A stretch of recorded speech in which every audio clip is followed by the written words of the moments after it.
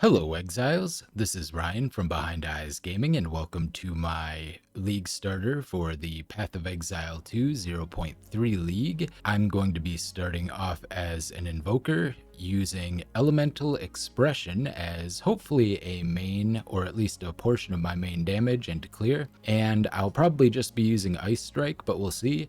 I have a couple of different options. Nobody knows exactly what's going on because we don't have the skill tree and we're not going to get it until the league launches. We don't have a lot of the new supports. There's just a lot we don't know. But I put together a pretty decent little shell of a character that relies on a character that I've already used extensively. So I was able to realize that it's something I could rely on. And I have a bunch of different things I want to try. So I'm going to go over them and explain some of the mechanics and some of the things that I'm going to change. And the first thing I want to talk about is Elemental Expression.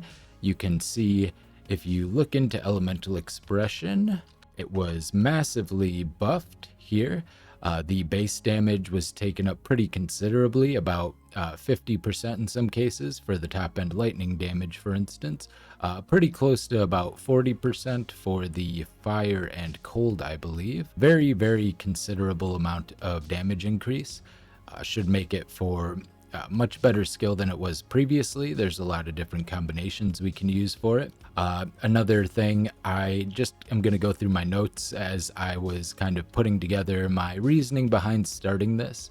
The Walker of the Wilds keystone is now going to allow elemental damage to apply to Mana Leech, making sustain easier. Previously, we did rely on Mana Leech a lot for sustaining mana, especially with cast on crit, which may end up being a pretty key component to this as well. However, we were relying on the small amount of physical damage done, a lot through Tempest Bell, for instance, and some unconverted through Ice Strike. So we are now going to much more easily maintain a much higher level of mana without having to really invest anything other than into that keystone and probably a ring with Mana Leech, or we can try to pick some up elsewhere, but ring usually is going to make the most sense here. Shattering Palm is now going to scale with quarterstaff damage. It was basically a spell before. It had its own flat damage, its own crit chance. It wasn't something you could realistically scale. It was great for clear in early maps and in the campaign. However, it would fall off in the late game compared to just using, for instance, Ice Strike and Herald of Ice for clear. And because those two would scale with your quarterstaff, now Shattering Palm will as well, which means you should be able to use it primarily as a clear skill. And best of all, now that you can use the same support gems on multiple different skills, you can use things, for instance, like Primal Armament, which previously, if you wanted to use this on your attack skill, you couldn't use it elsewhere. For instance, if I wanted to put it on Herald of Ice, which I believe is still an attack unless they've changed that since I've last played. Nope, still has the attack. So you could put it on Herald of Ice, you could put it on Shattering Palm, have it on all three and get a bunch more damage that way while still keeping it on your primary skill. This should make for a nice little setup where you can use it both for mobility during mapping and also for skill, or for clear. You have the big explosion from Shattering Palm along with the big explosion from the Herald, and yeah, these synergize quite well. The new Darkness Enthroned belt looks really great. The belt was the most flexible slot for this build, as I am probably going to go CI. This is a bad example because I have very low energy shield. I'm going to try to get a lot more energy shield than that. Even this though, depending on the new deflection, may be okay. If not, I can always go hybrid as well. But either way, the belt slot always kind of a little bit of a flexible slot and not something I was getting a lot of except for maybe resistances and possibly some stun threshold. Well, now we can very easily replace that with the new Darkness Enthroned belt, which is going to look a little bit something. Pull it up here. It's going to look a little bit something like this. The item gains bonuses from socketed items as if it was a random piece of equipment. And so basically you can put any socketables in here. It will gain as well 50 to 100% increase effect of those socketed items. There's now a lot of socketed items you can put in, and a lot of them are very powerful. So you'll have the 2 rune sockets that you can plug in here and gain a lot of benefit from that. So I'd like to try that out if possible. And I think a lot of people will want to play this. We'll have to see how common or rare it is. But of course, everybody is going to probably be farming the new Abyss League. So if it's even remotely common, you'll probably see a ton of these running around.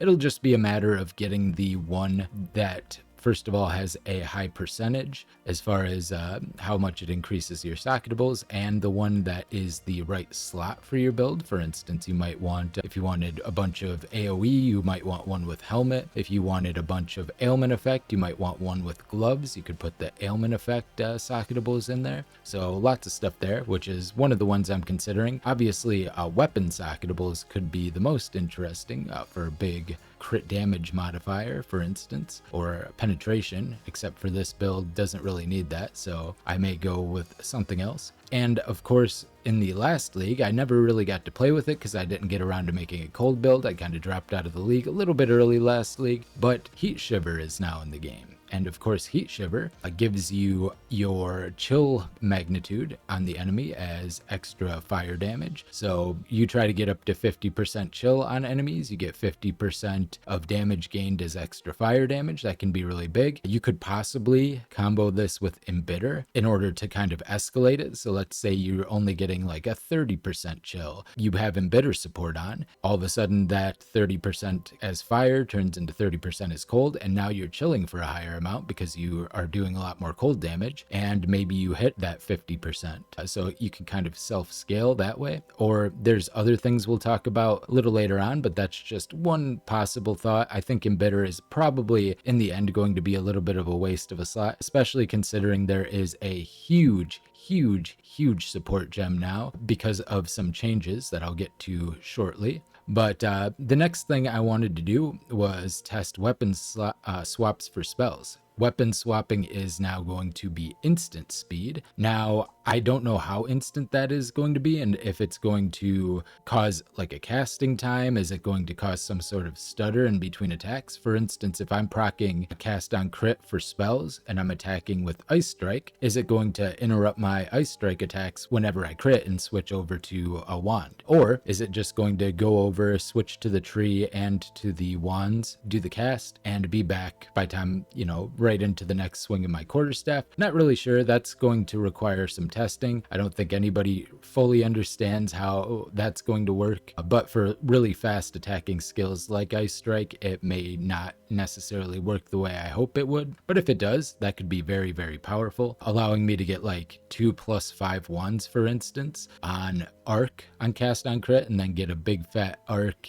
trying to get some huge shocks off, since arc is now going to get a bunch of extra shock magnitude, and that'll increase the damage of our Ice Strikes if we decide to go full caster. Or of course it will increase all of the damage from elemental expression as well. I also want to look at potentially going more into the caster side and going with a collapsing horizon, which is a unique quarterstaff. If you're not familiar with it, it will give you up to +4 of all elemental skills. In the first iteration of the game in 0.10, this would actually, for things with 3 different tags on them that all gave, like for instance fire, ice, and lightning, it would give +4 for each of those, giving a total of +12 if I recall, which of course would work with elemental expression. I don't know if this will work that way anymore. They might have switched it, or they might have fixed it since then. I'm not really sure. If that's the case, getting 12 levels to elemental expression could be absolutely huge. And then it also synergizes well with cast on crit because you get a refund of half of the energy spent, and it can roll up to a total of 20% base crit hit chance, which functionally guarantees critical strikes. If you get just a little bit of investment on the tree, like you get the big nodes like Moment of Truth up through Deadly Force, you grab Throat Seeker and Careful Assassin, you get like some of the crit stuff here, you get Struck Through, all of that stuff, which is kind of on the normal path you might end up going as a monk. You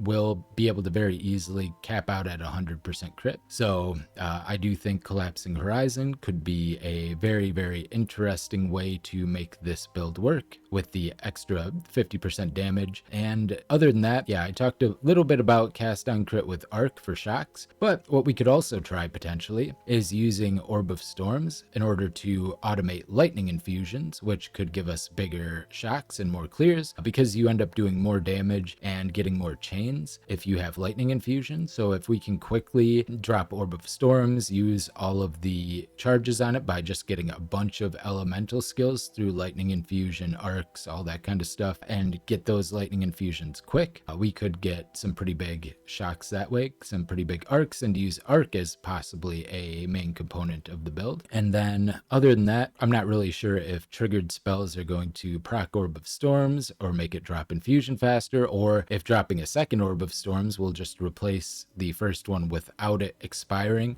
and thus make it not drop any lightning infusion. If that's the case, we'd either have to self-cast Orb of Storms or not use it at all. I'm gonna go Evasion Energy Shield, probably Chaos Inoculation, and might go Hybrid if Deflection is good. Probably will end up using Deflection either way though, and if Deflection is extremely good, we might be able to save some Ascendancy points and drop and Protect Me from Harm, because currently I think and Protect Me from Harm, even after the nerf, is definitely worth using because you can get very high evasion numbers potentially, even with the 50% less. And if you manage to pull that off, then you're going to get, a huge amount of physical mitigation through that. It really helps against all of the little hits. And of course, going through Lead Me Through Grace, if you can get a really nice body armor with a lot of evasion and energy shield. And these can go up quite high, by the way. For instance, if I just kind of maxed everything out here, you can get almost 600 ES, over 1500 evasion here. Very, very big. Definitely worth looking into. And of course, we also now have the new potentially higher quality body armors, or having an extra socket, which means with corrupts, we could now potentially get 4 sockets. Sorry, we could get 4 sockets in a body armor, or we could get up to 30% quality on an armor too. So looking for higher tier evasion energy shield, higher quality ones could be very nice. Those are a big addition that could really push Invoker farther, because Invoker has, an ascendancy that really benefits. You could get a lot of extra spirit that way, and also get a lot of extra physical mitigation, and of course you would get a lot of extra energy shield as well through Spectral Ward. Lots of cool stuff there. Kind of triple dips the benefit with these new higher quality items. Yeah, looking into deflection, possibly CI and deflection, we'll see, or hybrid and deflection. Just a small note for progression, the lightning only quarterstaves now have inherent physical damage, so there's not going to be some weird progression gaps that you used to fall into. If you didn't get a good quarterstaff by the end of Act 1, it was possible that because right away in Act 2 you would start getting the lightning damage only quarterstaves, and that would take up a portion of your potential drops, and it would be hard to get an upgrade for a while, so you could end up with some weaker damage through half of Act 2 or through most of Act 2 really. Getting rid of that will make it so you'll have more viable options. All of your quarterstaves that drop will be potential upgrades, and that should help with progression a little bit. The most exciting thing, and kind of the last thing as far as the concepts go, I want to talk about is the Verglass support, which is, if you're unfamiliar, very interesting. It was actually added in Dawn of the Hunt, I believe, and what it does is destroying an ice crystal grants supported skills 1% of damage gained as extra cold damage for 6 seconds per 2000 maximum life of the destroyed ice crystal. We're going to also take a look here. So, new patch note. If you look under player changes and find ice crystals here, ice crystals will now instantly shatter from hits that could consume freeze. As this is now default behavior, Glacial Cascade and Fragmentation rounds no longer specifically call out this behavior. Well, there are a couple of different supports you can do that consume freeze. So we have things like Frostfire, which supports any skill that hits enemies, causing it to consume freeze on igniting an enemy.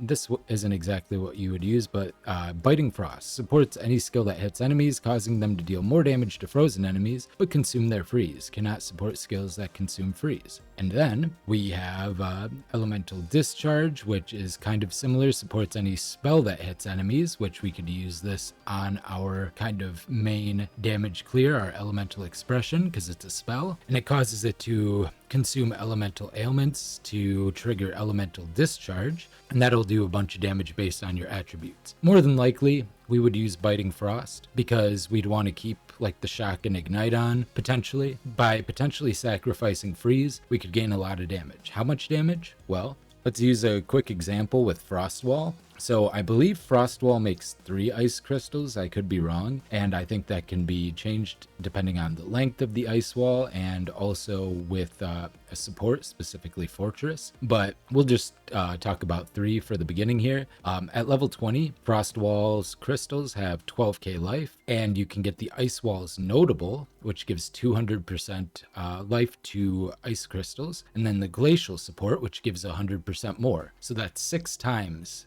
the 12, which will put it up to 72k life. With Ellie Expression consuming the freeze, with Biting Frost or Elemental Discharge, we would shatter them instantly, which would give us 36k gained from just a standard ice wall as extra cold. Potentially with Cast on Crit, we get enough crits going off.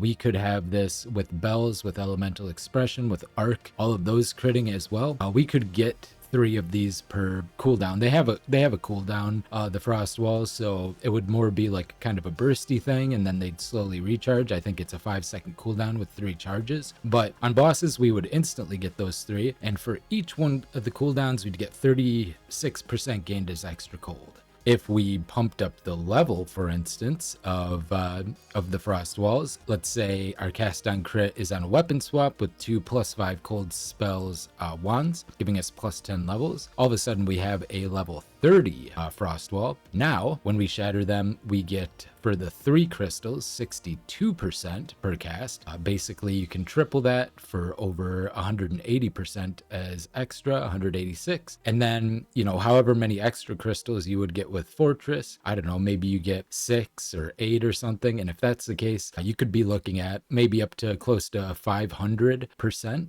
or so. Just a lot. And, you know, it's going to be for 6 seconds, but that's such a huge burst. And then you combine it with all your other more multipliers. And I think that would be the most meaningful support gem you could possibly run if it does work that way. So I think this is probably going to be something that I experiment with, Veriglass, and a way to automate as many ice crystals as fast as possible. If I can get away with doing that, that would require me to, go over and get the Ice Walls Notable over here, assuming it's still here. We don't know what the tree will be like. And by the way, I'll briefly go over the POB, but the tree's going to change, so it's not going to be relevant. But it's pretty much just the same stuff. We're going to get all of the efficient stuff around here. Like in the beginning, we'll go through and get the skill speed, probably start by going through the attack damage, and then later basically respecking into the crit damage bonus on this path. We'll get through there. There's a lot of other efficient stuff here that you'd get later, like Crashing Wave. Probably pick up Essence of the Storm pretty early on too, just to get some shock going. We'll grab a lot of Evasion Energy Shield stuff with like Shimmering Eye, with Mindful Awareness. We will grab a Killer Instinct, especially once we go CI, since we'll always be on full life, or we'll be dead, one of the two, because we'll have 1 life, of course. And then we have Deadly Force. We probably wouldn't get that until later. Same thing with Spectral Ward. I guess technically you can pick up Spectral Ward pretty early on if you're just straight up going into either Evasion or Evasion Energy Shield hybrid gear, but it's not going to be that efficient until you get, kind of end game body armor going. And then, of course, you're going to want some freeze buildup stuff. You're going to want a lot of crit. Once you get CI, getting Abasement and Shimmering Mirage will help with stuns and ailments, so that's a possibility. You'll definitely want to go down and get Whirling Assault, one with the river, Martial Artistry, all of the crit stuff down here, Struck Through, Stopping, and Heartbreaking. Then, of course, Enhanced Reflexes, Bestial Skin, a big Dex node, Falcon Technique for a bunch of attack speed. It's actually doesn't end up working out to be that much attack speed if you're not stacking Dex, though, at this point. 1% per 25. We're literally getting 10% from this. Still more efficient than a lot of other nodes, and it does definitely, getting there will kind of sort us on our dex requirements, which are actually going down for 25% by 25%. And if that's the case and we don't need to do any of this stuff, then that saves us a whole lot of points towards putting towards some of the new stuff. Really good stuff there. Potentially, if you're not going Heat Shiver and just want to go an ES helmet, a Subterfuge Mask is nearby as well. So that's potentially worth going to get to kind of pump those evasion numbers higher. And yeah, that's pretty much the setup. Same thing, I have a skill thing, and I'm going to link this, but none of this is really going to be relevant. The only new thing I was able to do, which I'm getting warnings for, is I was able to add, you know, extra supports, but we don't really know a lot about the new supports. There will probably be a lot better stuff we can be doing. And it simply does not let me do anything with elemental expression at all in POB. So I'm not able to put supports into it. I'm not able to, and I might just be doing something wrong, I don't know, but yeah, I'm not able to support it. I'm not able to just do anything with it. It won't count the DPS or anything. Just gives me the cooldown. I'm unable to assess what it looks like right now. As far as the items go, you know, obviously you're not going to get like super crazy items early on. You might, it's possible. I'll just put in like super good stuff to show you what to shoot for. Literally making those changes doubled my DPS just by putting them up to the higher tiers. You're not going to get a 1400 DPS quarterstaff, more than likely, but you could. So, but yeah, let's just go ahead and make this a little bit more attainable. Even with this, it's a little bit off. Give you a nice 900 DPS one. Heat Shiver, you can use Hand of Wisdom in action. At this point, it was nerfed and we're not really stacking dex in it, so we're not getting a whole lot of benefit from it. So you might be better off just using rare gloves. I just threw them in because I could.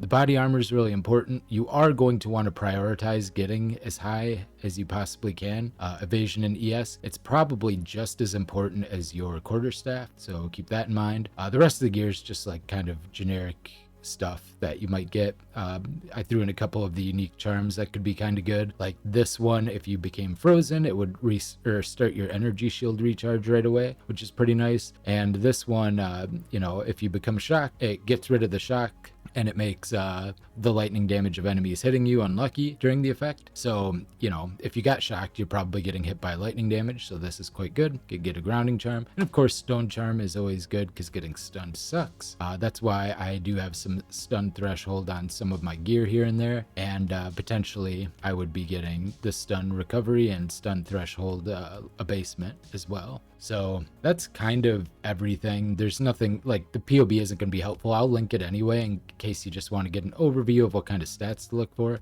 But that's the idea, and I'm going in just as blind as everybody else.